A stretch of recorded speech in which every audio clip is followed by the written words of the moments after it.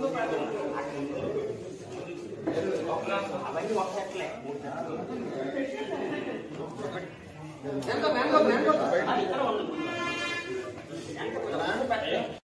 అనుచిత వ్యాఖ్యలు చేసినా చాలా కఠినమైన చర్యలు తీసుకుంటామని చెప్పి వాళ్ళు చెప్పడం జరిగింది. సో అది విని మాకు నమ్మకం కుదిరి మా ఎమ్మెల్సీ దువ్వాడ శ్రీనివాస్ గారి మీద, ఇంకా నేను వైసీపీ కార్యకర్తలు నేను మాధురి అనే నా మీద చాలా అసభ్యకరంగా సోషల్ మీడియాలో పోస్టులు పెట్టారు.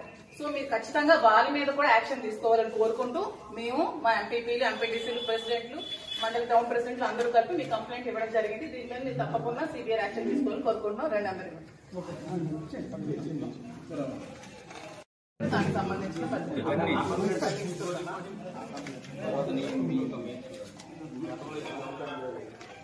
సార్ గతంలో ఇచ్చిన కంప్లైంట్ సార్ మీకు కంప్లైంట్ చేసి స్టేషన్ కి వచ్చి ఆల్మోస్ట్ అవుతుంది. శ్రీనివాస్ గారు ఎమ్మెల్సీ గారు జనసేన నుంచి చాలా థ్రెట్ ఉందని, చంపిస్తానని బెదిరించి చాలా కంప్లైంట్స్ పెట్టి 2 months బిఫోర్ మేము కంప్లైంట్ ఇవ్వడం జరిగింది.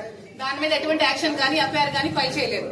కానీ ఎప్పుడో 2 years బిఫోర్ శ్రీనివాస్ గారు ఏదో జనసేన పవన్ కళ్యాణ్ కోసం మాట్లాడారని చెప్పి దాని మీద కేసు ఫైల్ చేసిన వెంటనే ఎఫ్ఐఆర్ ఫైల్ చేయడం జరిగింది శ్రీనివాస్ గారు.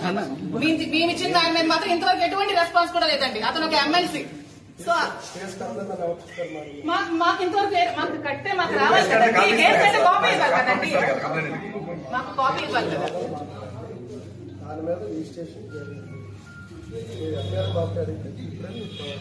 రిజిస్ట్రేషన్ జరిగితే ఎటువంటి యాక్షన్ అయినా తీసుకున్నారా? మీకు ఎవిడెన్స్ ఇచ్చారు కదండి.